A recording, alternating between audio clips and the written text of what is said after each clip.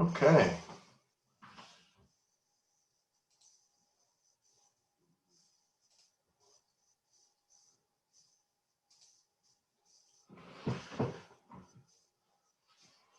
Just remind people that we have a test on the 30th, which, if I calculated correctly, it's a week from this coming Tuesday. So, sorry, this coming Wednesday, next Wednesday. So next class, I'll hand out the take-home exam, which will be due on the class of September 30th.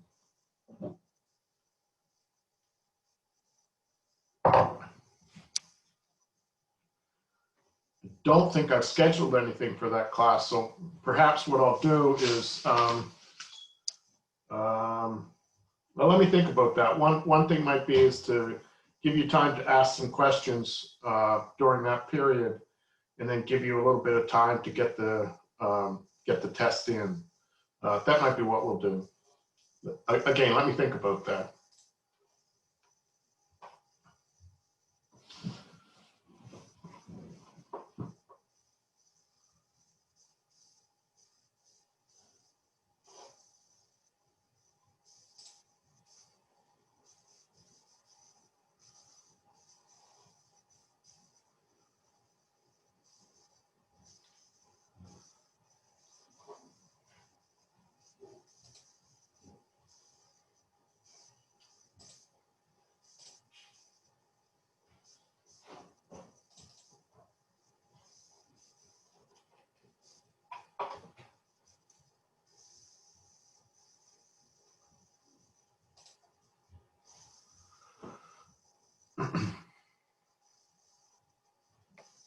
Can people see the whole slide? Yes. Great.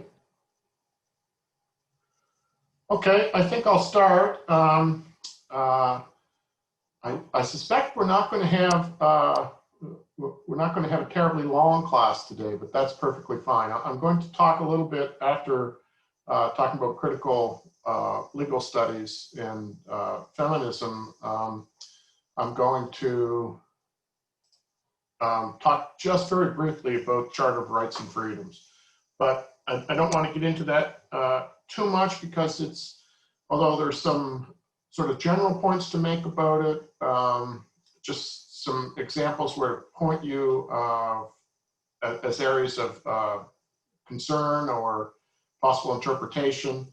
But it's best left to, those interpretive matters are best left to when we're looking at specific cases and how the courts themselves have interpreted the law. So you'll remember last class we were going through normative philosophy of law or normative jurisprudence, and we looked at a number of alternatives to classical liberalism. We looked at legal moralism, legal paternalism, and the offense principle. And I don't mean to suggest that anyone is completely right or completely wrong. We assume a sort of alternative classical liberalism. There is maybe not as much legal moralism involved, but certainly there's some paternalistic laws around, and there are some laws that are really about offense, maybe a bit more than they are about harm. So, does anyone have any questions about that part of last class's lecture?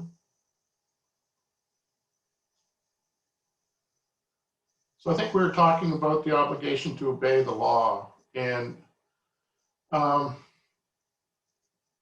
here we have the issue that if we follow a positivist theory of the law rather than a natural law theory, we can ask questions about why should we follow the law, other than the fact that the government can come along and force us, so it's our self-interest to do that. But is there anything else besides that? And some of the possibilities that have been put forward where we should obey the law because we should be grateful.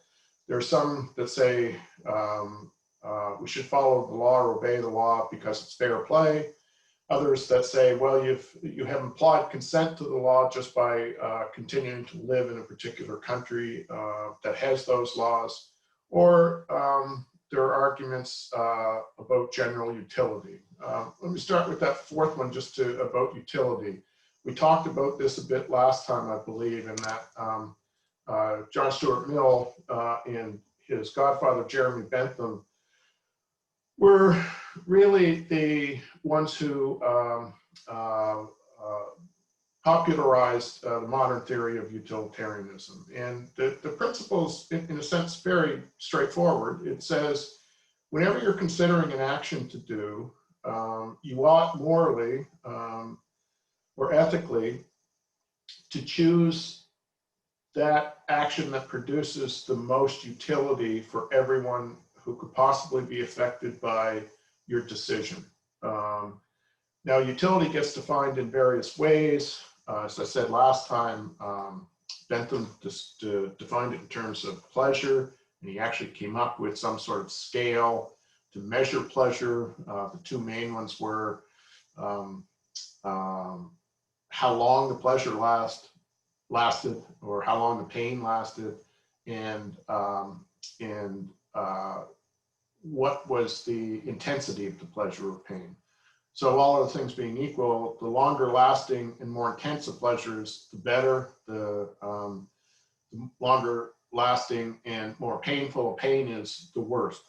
But there are other ones too. Does a pleasure lead to another pleasure, or does it lead to something opposite like pain? So anyway, Mill was a little bit more subjective when he talked about happiness, and Mill was also different. This is not something you particularly have to know, but Mill differentiated between what he called higher and lower pleasures or happiness. But he thought that when you employ your mind rather than just your body, that's a higher form of pleasure and a higher form of happiness. But again, so that's generally the principle of utility.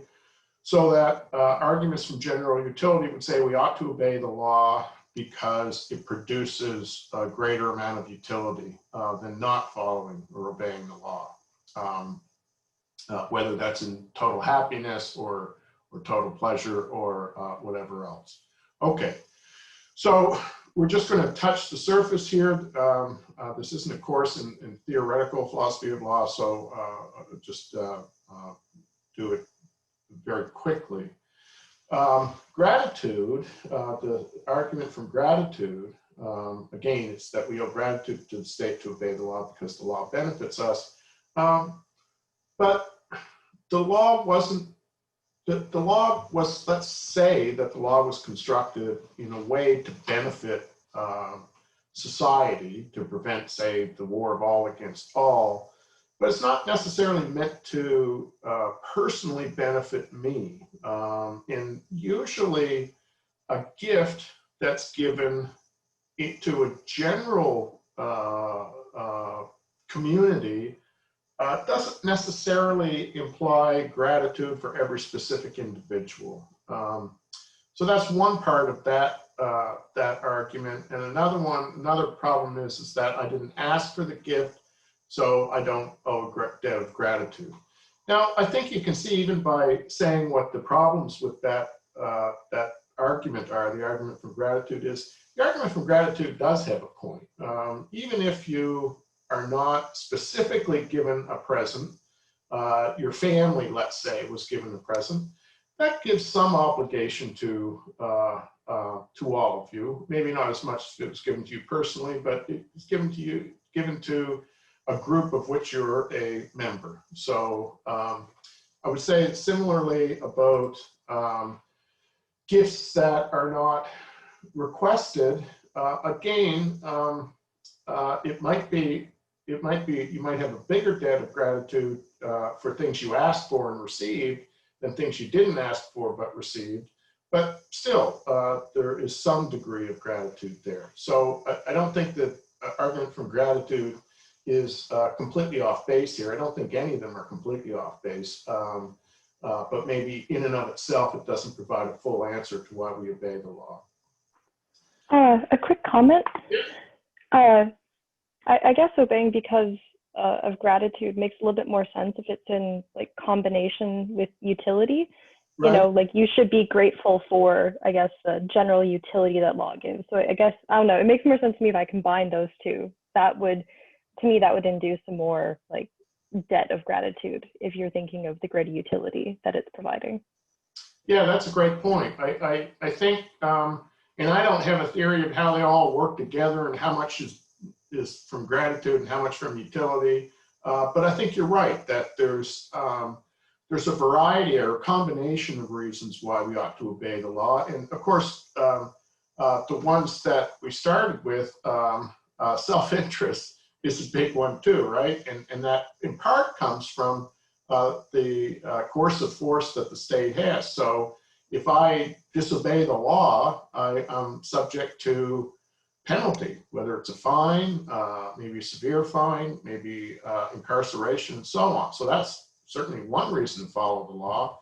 And you're right, gratitude combined with utility, I think, is probably another reason to obey the law, even if the argument from utility has some problems that, as you can see here, that it's clear that not everyone's not going to obey the law, which is one of the things that the argument from utility suggests. But then if it did, if everybody did not feel the obligation to obey the law or didn't obey the law, then there's probably something wrong with the law. So you're right. You can combine those two things. I think you can think too of principles of fairness. They sort of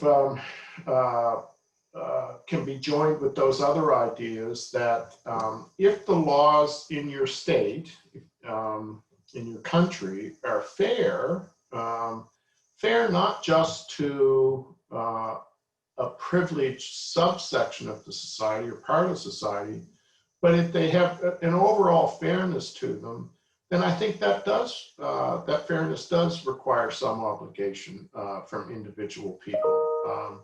And I think part of the reason we're seeing all these protests right now with the Black Lives Matter movement is that a large group of the population does not feel that the law is fair, or if the law itself is fair, it's not enforced fairly.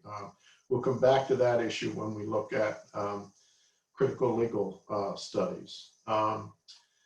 The thing about consent, it's true that implied consent is not the same as actual consent, and yet if you're in a country where you do have free movement, such as we have under Canada's Charter of Rights and Freedoms, you have the ability to leave the state. It's not like some places, like the former Soviet Union, contemporary Cuba, where it's illegal to leave the state. You're free to leave Canada, but then again, you have to find a place to go. You have to find another country to take you. So there's maybe some point there, but I've always had a dislike for that, love it or leave it. If you stay here, you got to love everything about your country and not criticize it. That seems to me to be a weak argument. So there's a number of reasons to obey the law, and one point to make here is that somehow we must internalize this sense of obligation. It can't be just forces from outside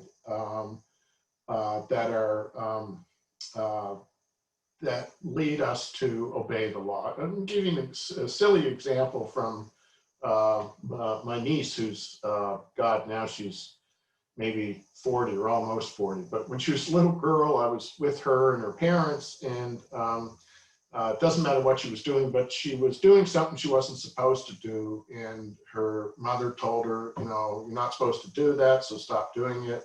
And my niece stopped, and then her mother went out of the room. And of course, she started doing that activity again. And then her father told her that, well, you're not supposed to do that, so, stop doing it. And So she stopped, and then he left the room, and she immediately started doing it again. And I said, Hannah, you're not supposed to do that. Your parents just told you.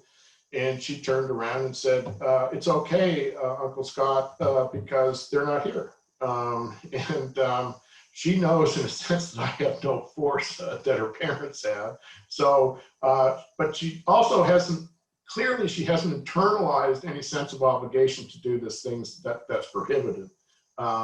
If we were all like that, if we only obeyed the law because of, say, fear of punishment, then we would be a very chaotic society where a lot of laws are broken, which isn't to say that we don't do that some of the time. I mean, if you're driving in the middle of the night and you come to a stop sign and there's nobody around, there's nobody around, you might not come to a full stop like you would if it was in the daytime, stuff like that. But having said all of that, I think most of us do find some way to internalize an obligation to the law, and that's actually a good thing. Any comments or questions about obeying the law and obligations to do so?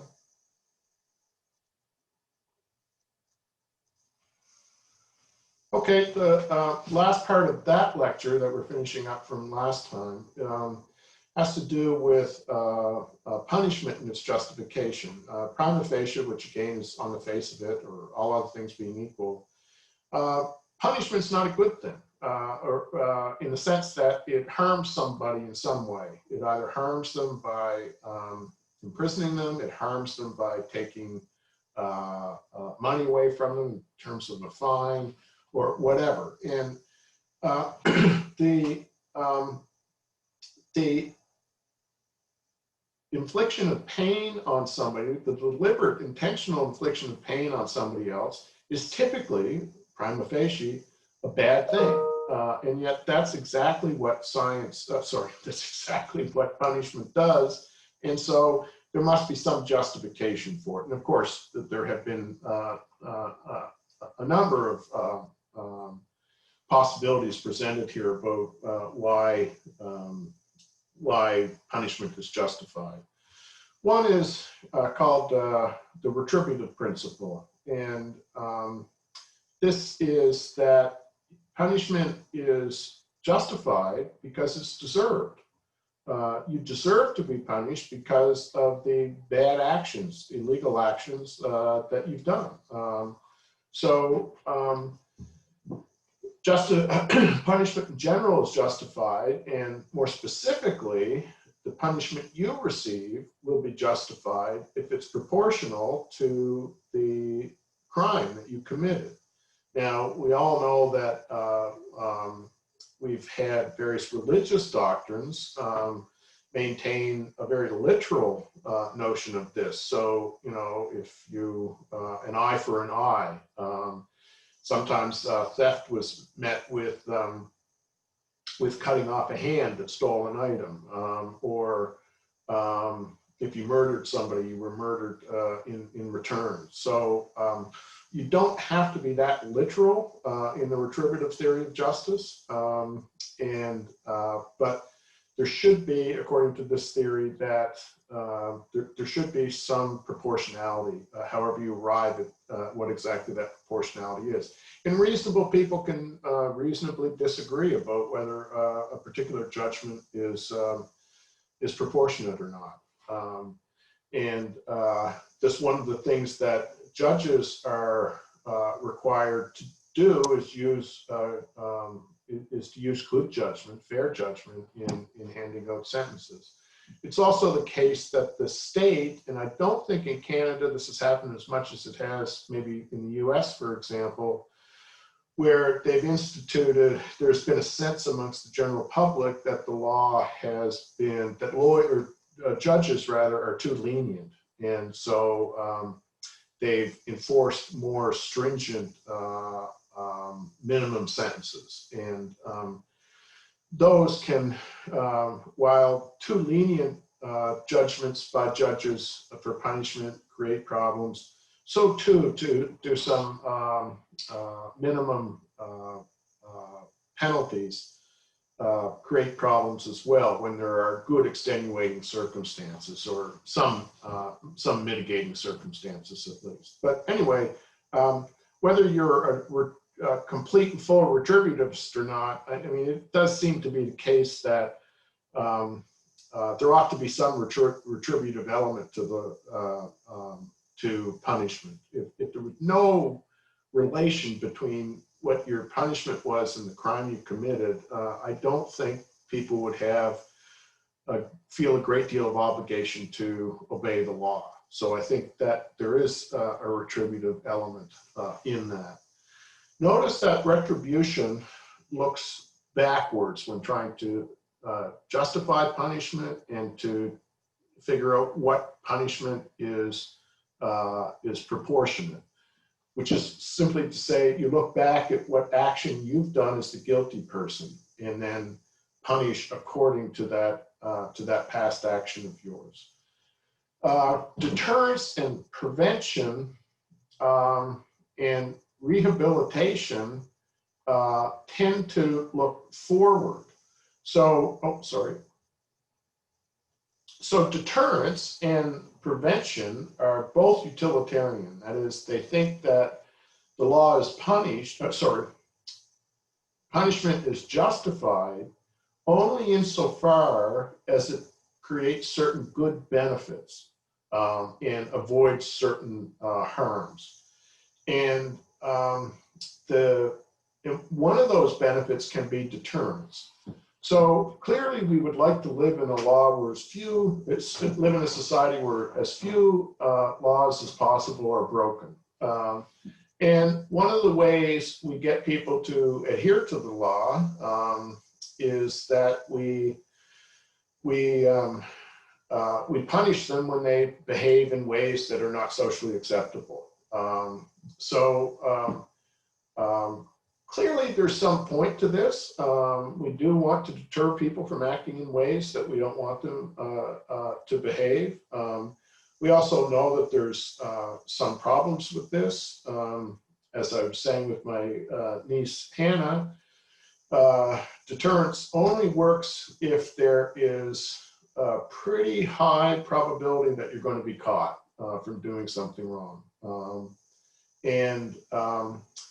I guess it also, and this is a criticism that's made of utilitarianism in general, that it seems to treat people as mere means to an end, that I'm being punished so that other people benefit. Some people, some ethical theories, moral theories, see that as problematic, that you should never use a person merely as a means to an end. So deterrence has its problems, but it also has some obvious sense. The same as prevention or preventative justifications of punishment makes some sense. If you're imprisoned, you can't commit another crime. That makes some sense.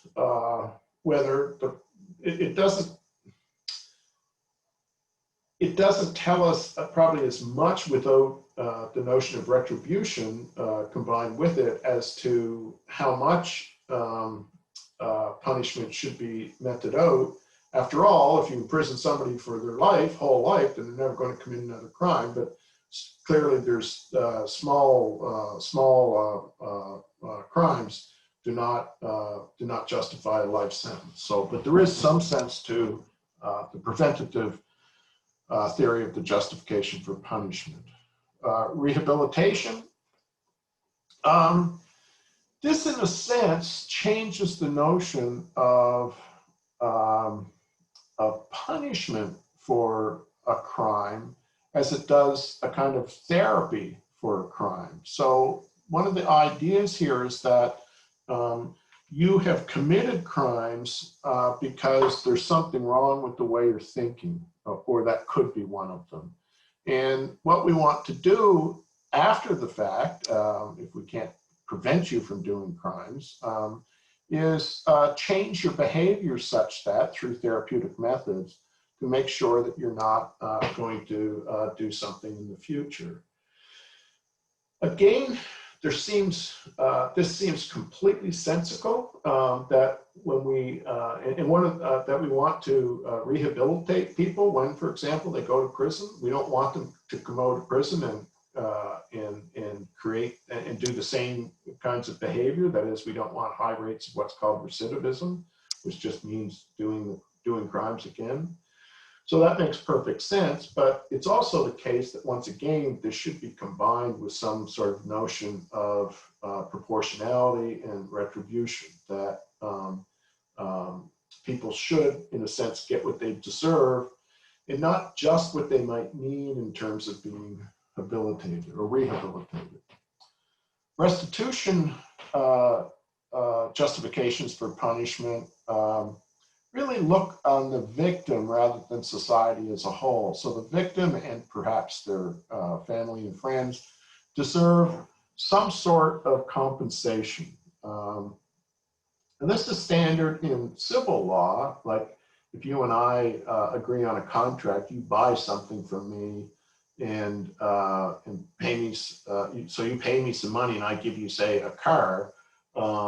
That's the trade we make, and it's in a contract. And if the car is completely, I made completely fraudulent claims about what the car was. And say, if those fraudulent claims led to you being harmed somehow by driving the car, then I owe you some restitution for that. So that's pretty typical in civil law, what they call tort law. It's more controversial in criminal law, where it's the state that's taking, remember when we talked about blood feuds and how to get out of them? The whole idea is that the state is an independent third party, removed from the particulars of the crime. If you involve the state in this kind of compensation or restitution for criminal acts, then it can, not necessarily, but it can be a little problematic. One of the ways in which victims and victims' rights have been introduced in the last number of years is that the victim of a criminal offense are now, it's fairly standard to have them and or their family, if it's a murder case, obviously the murdered person can't speak up, but they get their time in court to tell the judge in the sentencing phase of the trial how much pain and misery has been caused by the crime the guilty person committed, and that the victims and the victim's family and friends deserve some sort of restitution. And that's typically in terms of a longer sentence, or in other countries, a death sentence rather than time in prison. I say that's a little controversial, according to some, because they say, well, you've already got the law as it stands that says if you do X action in Y circumstances, you're going to get Z punishment, or some range of punishment. To get another, to add on to that, in a sense, seems, according to some people, to be a bit much. That you're going above and beyond the law by allowing persuasive victims' families to give somebody a harsher punishment. There's also the worry here. We'll see this when we talk about, in just a moment, about critical legal theory, that there can be biases here too. So if the guilty party is a member of a minority, and the victim was a member of a majority, there may be some bias towards greater punishment. We've seen, for example, some cases where I know, and I can't remember particulars, maybe somebody else will, but I remember, of course, a case in California, I think it was in San Francisco, where a young white man, I think he was a college student at a top school and from a wealthy family, and had been found guilty, if I'm not mistaken, of sexual assault and rape. And the judge gave him a very lenient sentence because he thought he was, just a good boy who'd made, a mistake, and it ought not to ruin his life, his whole life. That kind of sympathy, perhaps inappropriate sympathy in this case, is unlikely to be given to people from a minority background. So that can be a problem as well.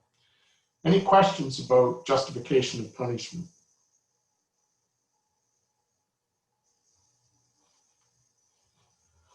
Okay.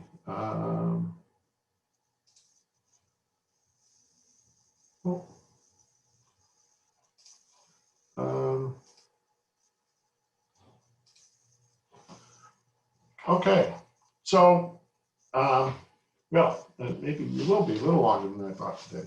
Ethics and the law.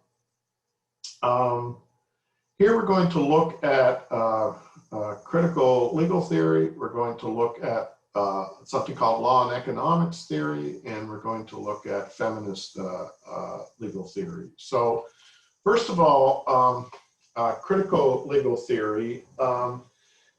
However, I don't think I've got that phrased all that well in the in those bullet points. I think it would be the last one I'd want to say. Critical theories of the law are often called legal realism. So, but it's clear that legal realism is different than natural law theory. Natural law theory, remember, is that the law is in nature as God made nature. So that just as there are laws of gravity that are in nature, so there are laws regarding interaction between people. And they're written in nature in the same way as gravity is written in nature, whatever that means exactly, and that both of them emanate from God. So natural law theory thinks of the law as something kind of independent from human. Gravity will exist whether or not there are humans around or not. Natural law exists whether there are humans around or not. And that's quite different than any kind of legal realism, positivism, for example, that suggests quite the opposite, that the law is a human construction. So there's that point. Now, the other point that legal realism makes is that the law is quite radically created through individual judges' decisions. And this is the part that legal realism really stresses, that the law is, as it says here, indeterminate. There is, of course, a written law. In common law jurisdictions like Canada, there's the precedent, and obviously the written law and precedent shape the confines within which a judge can hand out punishment. But those two things are not sufficient. In and of themselves, they're not sufficient to come up with what legal decisions are actually made in real life cases. There's room for interpretation. I don't know what subjects people are in here, but if you're something like an English student, you know that you can take the same text and you've got some kind of rules about how you should interpret, and there's precedent in what other people have said, and so on. But it's still possible. There's still room for other interpretation. And critical law theorists, legal realists, think the law is that way as well. So because there's this room for interpretation called indeterminacy, that leads to the discretion thesis, that because there's indeterminacy, judges have discretion to interpret the law in different ways, and hence to create law, because when they make decisions, they're also creating non-binding, not ultimately determinately binding, but still they're creating precedent for decisions made in the future. Lying underneath this indeterminacy and discretion is this moral or political thesis that the decisions that are reached in courtrooms and by judges are a result of their moral and political beliefs. And I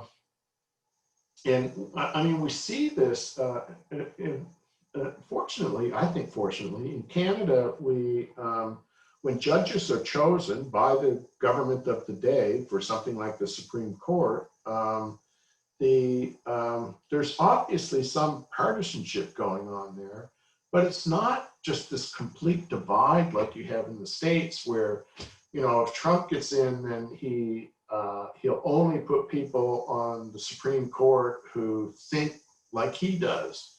Whereas if a Democrat gets in, then they'll only put people on the in the Supreme Court who think the way they do. And so it seems to get lost in all of that messiness, that surely there's supposed to be something that, regardless of your moral or political thesis, that you should be able to agree on with respect to the law. And sometimes that gets lost. Just as an aside, I think the notion that they have in the States that you remain on the Supreme Court until you die, or can no longer get there, I think is silly too. You get situations where, for example, there's one judge in the Supreme Court right now, Ginsburg, who has had some serious health problems and has had to be away from her job for a while because she's in hospital and so on.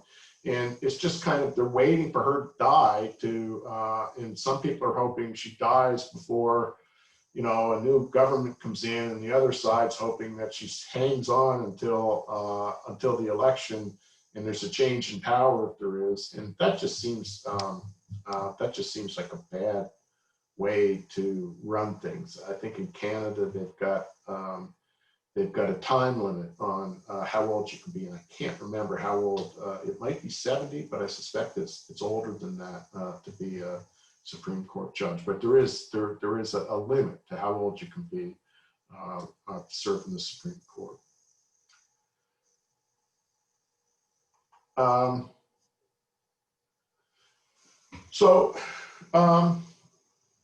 So critical legal theory, again, is very radical about how indeterminate it thinks the law is, and how biased certain judges can be. You know, we come back down to these last two bullet points, and I think I just added the last one, and it might not be on your notes, but you can write it down if you want.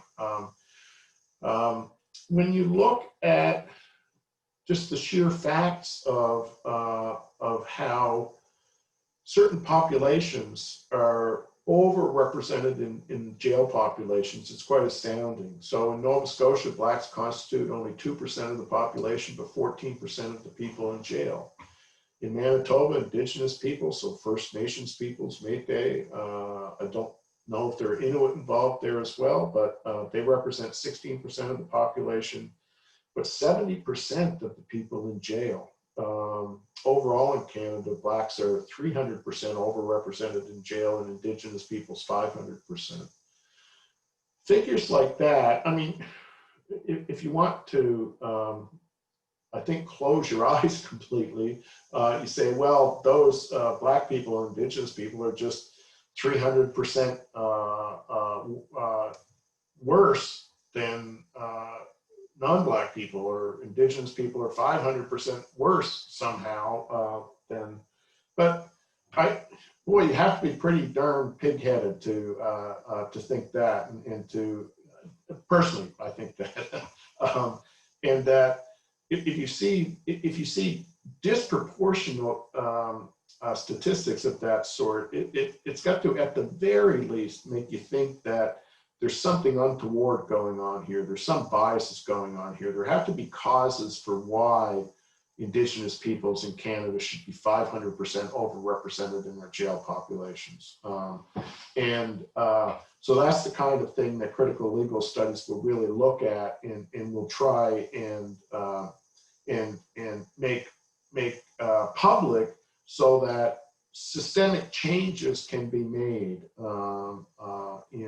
in that. I mean, these are the kinds of statistics that you would use if you wanted to make the argument that it's not just that there are some racists in Canada or sexists or whatever, but there's racism in the system itself. That is, there's systemic racism. So when you get 70% of Indigenous peoples in jail when they represent only 16% of the population, that's not just a few bad apples handing out those sentences.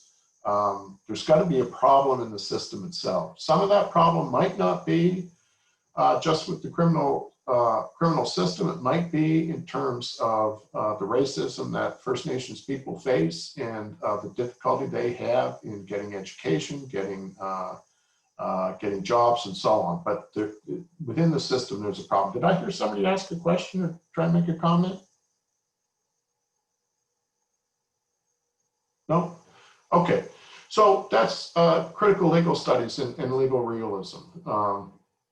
Really want to look at how the law gets interpreted and how that interpretation tends to benefit some groups and really harms other groups. And the desire to bring that out for public inspection so that we can work at ways of making the law more fair and less biased towards certain groups. Law and economics looks at something a little bit differently. It looks not at indeterminacy of the law as critical legal studies does. It looks at economics for some guidance here. And it says basically that the law should behave like economics behaves or the market behaves in a sense. And the whole point here is efficiency, according to these theorists, that just as economics looks for efficiency, that is, you want to get your biggest bang for your buck, you want to get the most resources out of the least resources and not be wasting things, as it were, then the law ought also to get the biggest bang for its buck. Property rights are going to be central to this. And including how you acquire property in the first place, how you transfer it, and how in general you protect property rights. Now there's ways to do this that law and economics theorists say the law typically does not do. So if you look at tort law or damages law, you create a defective product and you have to be compensated for it. If we're inefficient in working that out, we get some bizarre cases that we shouldn't have. They're bizarre and they're inefficient. So I suspect nobody remembers the Ford Pinto, but it was a car in the, I think the 70s, it might have been the late 60s. It was around the time that, I guess 70s, it was around the time that there was a real oil crisis, completely different than the oil crisis we're having now, where in a sense we have an overabundance of oil. And of course, we've got climate change issues and so on. But the crisis at that time was that prices were skyrocketing and there wasn't enough supply. And so you saw big lineups at gas stations and people running out of gas, waiting to get gas at a gas station. It was the time when the organization called OPEC, the oil petroleum exporting countries that involved a lot of the Middle Eastern states like Saudi Arabia, Iran, Iraq, joined together and limited supply so the prices would go up and they could control the price of oil by controlling the supply of oil. And that together as a group, they controlled most of the world's oil. So at that time then, North American car companies, which were much more, owned much more of the world market than they do now, that would be Ford, General Motors, and Chrysler. And so they were making these monstrously large vehicles that got, like 5 miles a gallon. So with the gas shortage and rising prices, they needed to come up with some smaller, more fuel efficient cars. They weren't very good at it.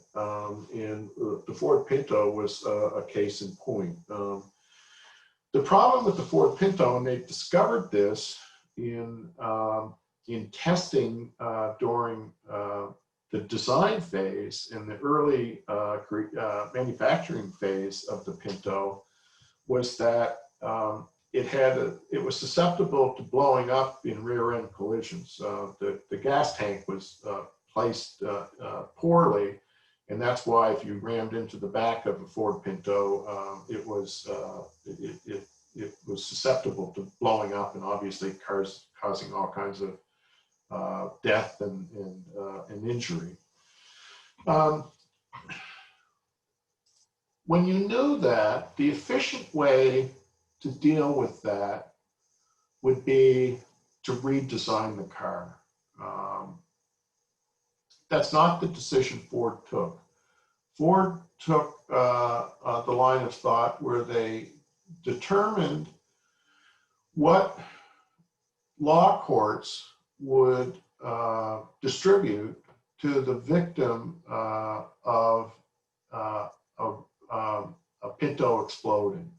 And let's say they figured out that a death would cost Ford $100,000, an injury of some sort would cost $50,000. So they counted up how many court cases they were going to have to pay out on, and they figured that price, let's say that was $500 million that they'd have to pay out. Now, I'm just making these figures up, but it was considerably less than what it would cost to change the design of the Pinto and start from scratch. Say that cost $750 million. So in one sense, that looked efficient for Ford to take that option.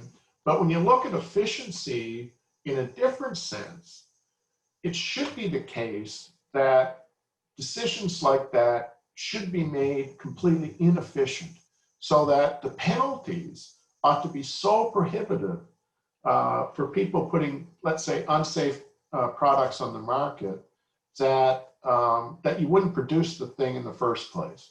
So the law ought to operate under those same sort of principles. Finally,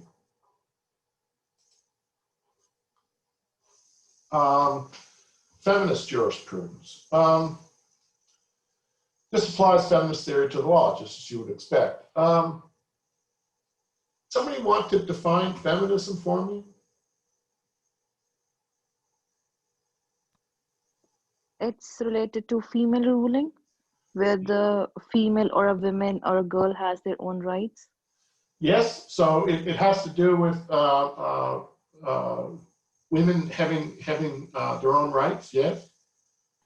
Let me ask this question. It's harder to do virtually, but just how many people here would consider themselves a feminist? Just say yes. Yes. I would. Yes, I would. 3. So 3 out of 31. So either the other. There's also people messaging yes. Oh, okay. My point is in saying this is that different people have different ideas of what feminism is, and so for some people, their definition of feminism is not something they agree with. Other people have a definition of feminism that they do agree with it. And that's one of the problems about talking about feminism as a singular position, because it's really incorporates a whole bunch of different brands of feminism. So, and I've just added a couple there. Again, I think I added these after I posted this slideshow on the Moodle page. But the first wave of feminists were those feminists in the early 20th century and even the late 19th century who fought for things like the women getting a vote. And they were ultimately successful in their fight. The second wave of feminism really came along in the, starting in the 1960s. And this is where a number of things happened. Perhaps one of the most influential technological changes in the 1960s was the advent of reliable birth control methods, including the birth control pill. Whatever issues it may have had, especially in those early stages when it was much stronger hormone than it is now, whatever problems it may have had there, for the first time allowed women to really control their reproduction, their fecundity. And that led to some huge social changes where women could stay in school longer, they could go to university, they could enter the workforce and so on. And what they found is that though they had some basic equality rights earned by the first wave, that in practice, they were treated as second-class citizens. So you have the second wave trying to work on those sorts of things.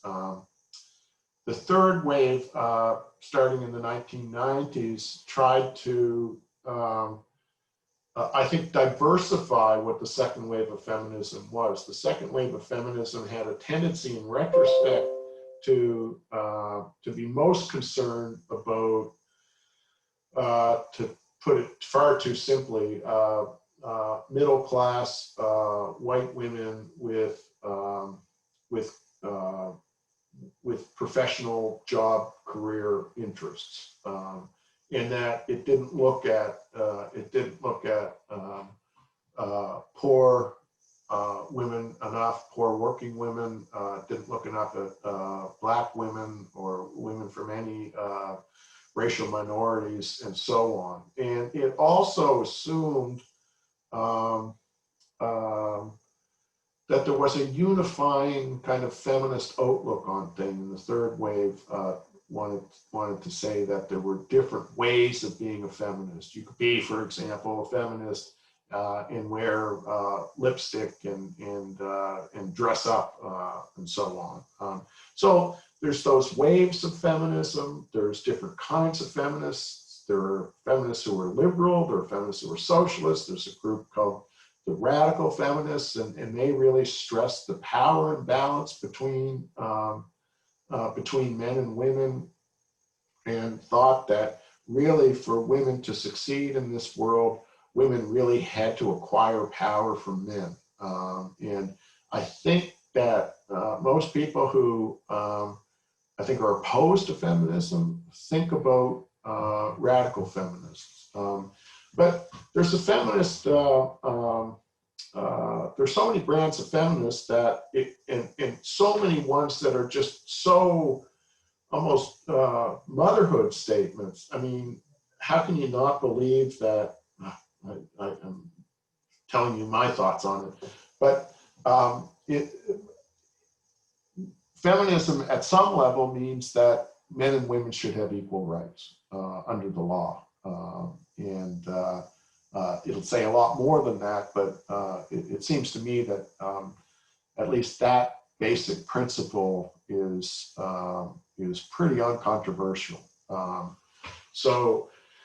But at any rate, because there's such a divergence of feminism, that they're going to look at things a little differently. But there'll be some things that feminists of different stripes have been really concerned with. Feminists were, to a large extent, responsible for changing divorce law in this country and in other countries. It used to be the case that a woman in a divorce, well, first of all, there was the fact that for a long part of history, well, in the modern period anyway, where men worked outside of the home and women didn't, so that men had control of all the finances. And when a divorce happened, he tended to take the money with him, and the woman could be left with the children in a state of destitution. Feminists were keen on changing that. Now, I know some people would argue that the pendulum has swung too far the other way, in that divorce can be unfair to men now. I don't think there's evidence to suggest that that's the case. I think what the evidence shows is that women are still probably not getting quite a fair shake in divorce courts. But really what happens is that when you take a family that includes, you know, the husband and the wife, and they split up, and you split up that family income in half, both sides are going to be a lot worse off financially than they were before. And everybody sees that and thinks the other side's doing better, but they're both doing worse financially. That's not to say that people should never break up, but there's going to be a financial, at least in the short term, there's going to be a financial fallout to that.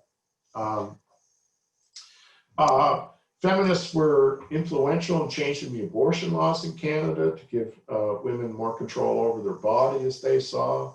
Pornography, particularly during the second wave of feminists, it wasn't that all feminists were anti-pornography, but the vast majority of them were. And we'll look at some cases where some feminists and, oddly enough, conservatives fought against pornographic material for different reasons, but were both anti-pornography. So feminism has, in the law, just as it has in society at large, been very influential. And we'll look at some cases as we go through where feminist jurisprudence has been very, very influential, much more so than law and economics. I don't know if we'll ever come back to that. We'll come back to biases in the legal system, and in fact, feminist jurisprudence talks about that too, the bias being against sex. But those two, critical legal theories studies and feminist theory, we'll come back to as it gets applied to specific cases. Anybody have any questions about that?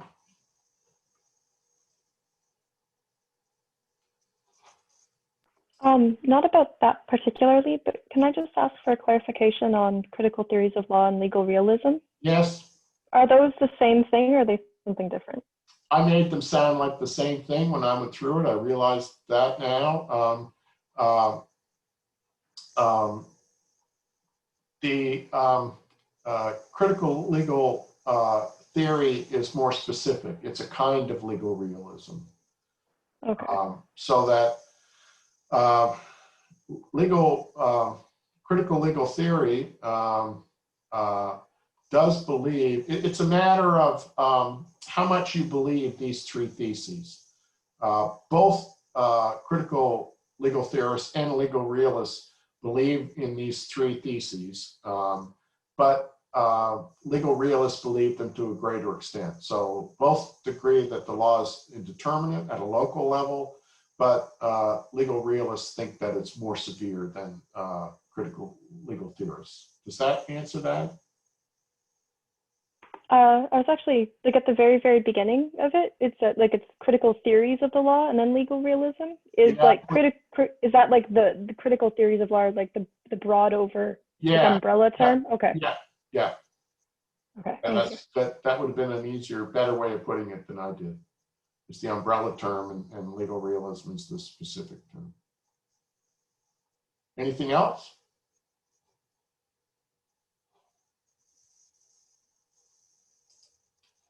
We're almost out of time. So this is going to be very brief, and this is where we're going to start next Wednesday.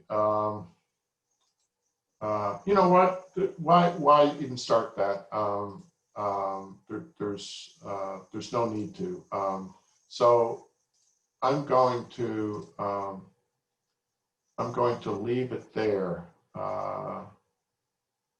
And this is. Does anyone have any questions?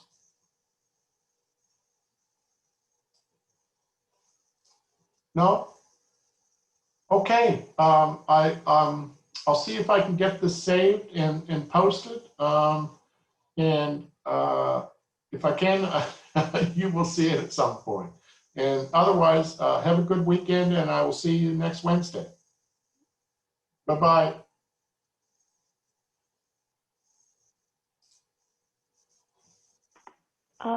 Sorry. Thank you so much. Thank you.